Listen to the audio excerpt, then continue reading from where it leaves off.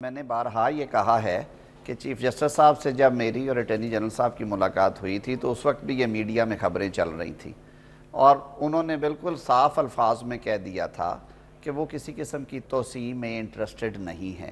میرے خیال میں اب اس پہ بار بار بات کرنا غیر مناسب ہے۔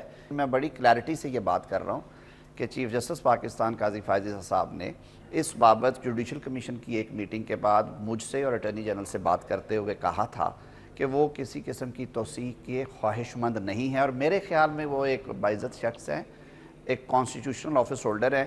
ہمیں اب اس بات کو چھوڑ دینا چاہیے۔ دوسری بات رانا صاحب نے درست کی ہے کہ نمبرز ہی نہیں ہیں۔ 2/3 میجورٹی کی بات تو یہ باتیں تب ہوں گی جب نمبرز ہوں، تو یہ ساری باتوں کو اکٹھے سوچنا چاہیے۔